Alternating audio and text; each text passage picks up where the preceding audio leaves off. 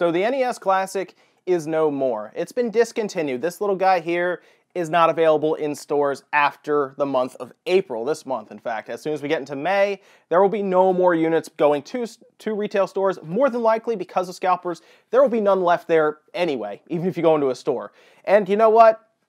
It kind of sucks. In fact, before I start this video, I actually should let you guys know I'm really not happy about this little guy being discontinued, probably for different reasons than other people. There's a lot of people who are upset that they did not get one. I'm more upset because I know what's going to happen now, as most of you probably do. Scalpers are going to take control of the situation. They are going to sell them at 500 to 600% profit minimum. And there's not much we can do about it, unless you get lucky and you get in there and you're able to pick them up and then resell them to people, fans who actually want them at a normal retail price. But I don't expect people to do that, because it doesn't make sense for them to spend their time doing that.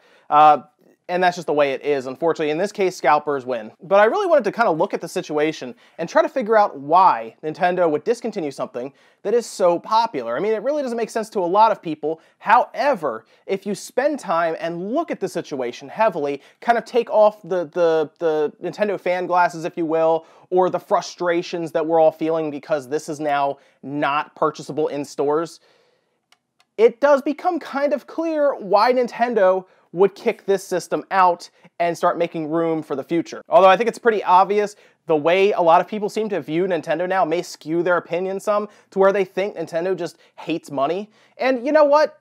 Nintendo doesn't really do much to stop that from being an opinion. Really, they don't. They tend to make these moves that seem dumb at face value. Again, if you really dive into it, it makes sense, which we will do here soon. But it doesn't make sense. In fact, I think most people see Nintendo just like this.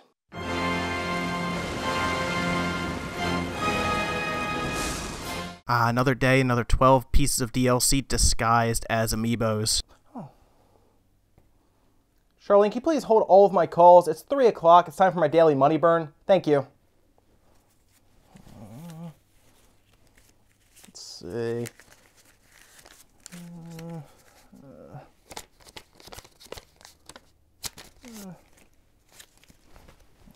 we go. That should be enough.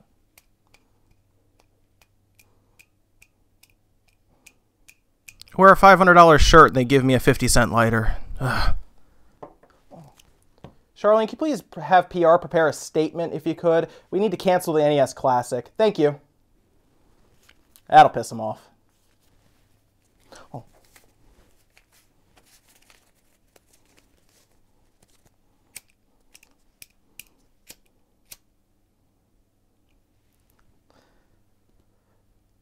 God, I hate money. But realistically, Nintendo is a business. They like money. They need money. It doesn't even matter if you like money. Them as a business need money to come in. Otherwise, layoffs happen, and eventually you close down. So they are not making decisions like these because they don't want money. They're making decisions like these because they need money. So let's back up a little bit. The NES Classic, of course, released in November, I believe November 11th, and it was met with general excitement. Everybody wanted this thing. I mean, it was to the point where people were lining up outside of Target just to get it early. Like, everyone was lining up at Target. They open at like, I don't know, 9. People were lining up at like 7. If they open at 10 at like a Best Buy, people are lining up at like 8 o'clock in the morning so they can get one of these units at retail price. And really, the retail price of $60 was a steal. Because keep in mind, the system came with 30 games built in and the unit, 1 controller, and really, you plug it in through HDMI and you're off. The OS was good. It included save states and all kinds of stuff. The manuals were there to view if you wanted to. And really, it was well done overall. But Nintendo's biggest flaw in this whole situation is they just did not anticipate how much people really wanted the system. I think they wanted to release this system kind of under the radar almost, and at that point, just kind of use it as a marketing tool. Yes, this Nintendo Classic was a marketing tool. Now, let me talk about some of the reasons people seem to think this thing got discontinued, and I do believe most of these attributed to the overall reason for discontinuing it, but I don't think it was the main reason why they got rid of this thing. So let's go over the first one. The first one is piracy. Yes, that obviously helped Nintendo's decision to axe this thing. Piracy became rampant on this thing almost after like the first 2 weeks, maybe. I remember I had a little video about this way back when, and I talked about how people are already pirating it, and it didn't make sense to me when you can just go get a Raspberry Pi and load RetroPie, which is better overall anyway. but people pirated it, and now we're to the point where you can play Nintendo 64 games on the NES Classic, which is really funny to think about.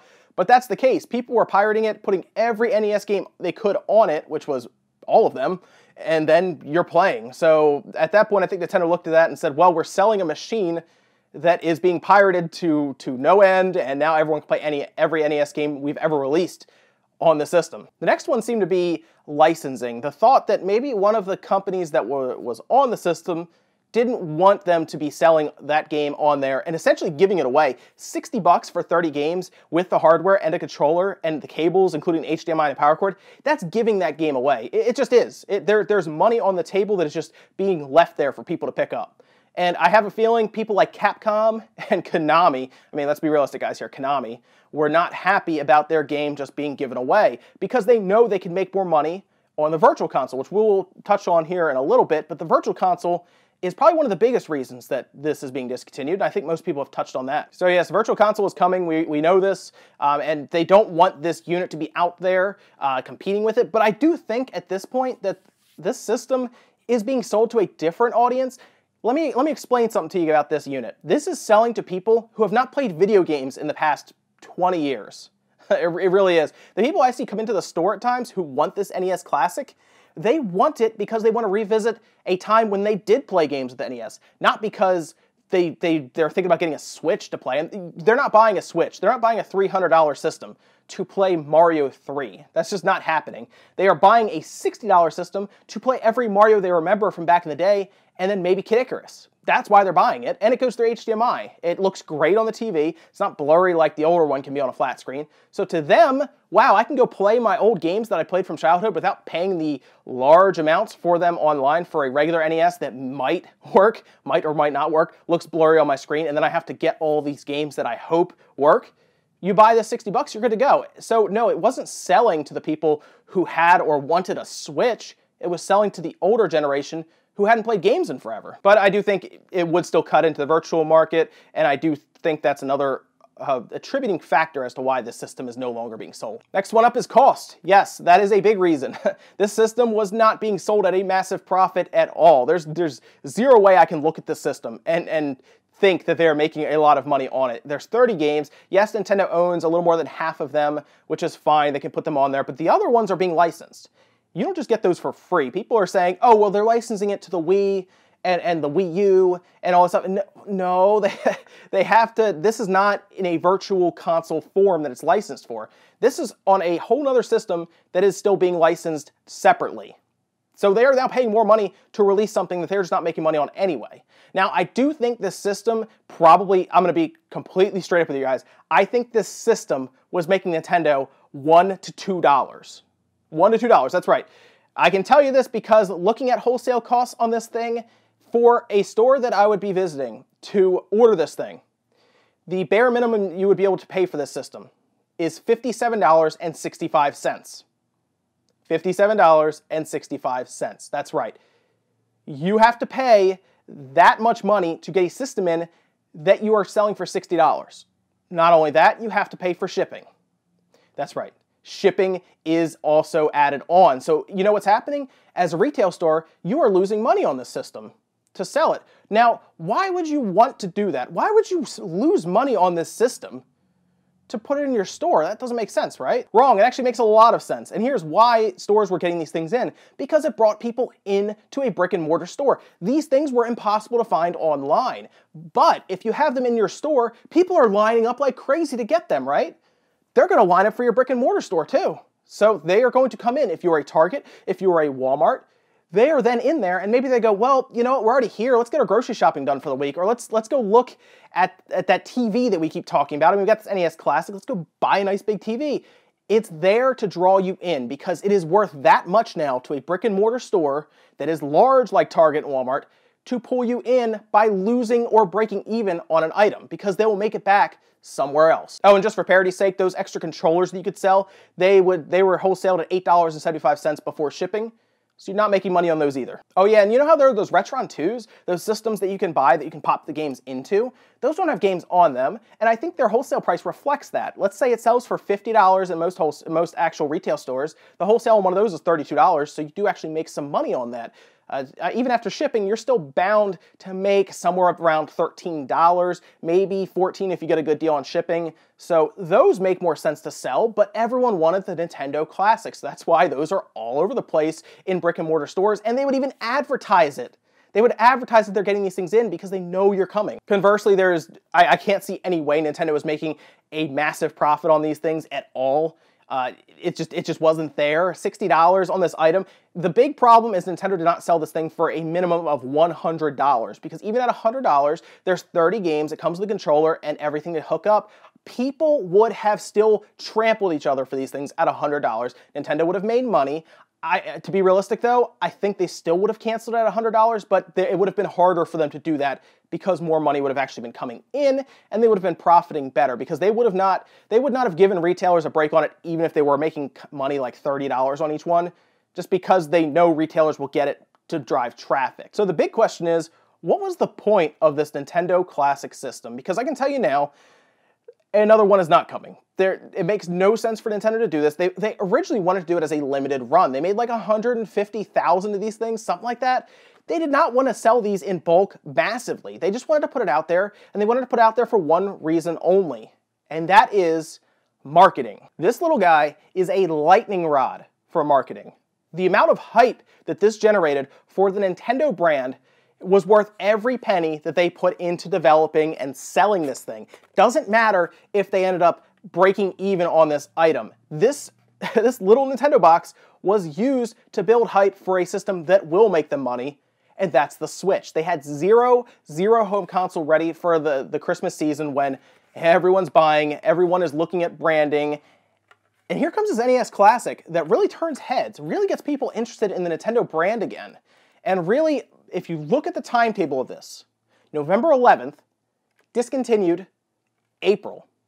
Weird, right? So they built this, release it when the Switch hype was at its maximum. They are leading up to announcements, to showing this Switch system off. People are talking Nintendo. Oh, great, Nintendo. Wait, what's that other system coming out, the Switch? Yeah, let's check that one out too. They're building up hype. They're hiring celebrities. They're making tours to show off the Switch. It all led up to the Switch's release. And now that the Switch is out, it's doing well, they don't need this anymore. They don't. So the weirdest timetable, right? 3 weeks after the Switch is big. After March, it's out, it's big. We start to hear murmurs, because this was a thing about a month ago that they may be discontinuing this. About 3 weeks after the Switch's launch, oh, I think they're going to discontinue the NES Classic. This was a rumor that started to spread online. Oh, really? That's weird. It's doing so well. Why would Nintendo do that? They must hate money. I think they like money a little too much. And of course, that's impossible. No company can like money too much, because, let's face it, the world doesn't run on pixie sticks and unicorns.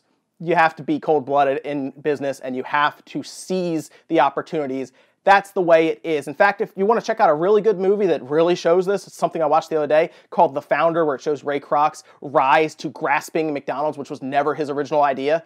Go check that out, because that's how the business world really is. So then we enter April. The numbers come out for the Switch. Smash success. Probably at least over 2 million units sold through in March. We're now rolling into April, and it's still selling. Mario Kart's coming out. Zelda was well received, over a 1-to-1 ratio for Zelda sold with the Switch.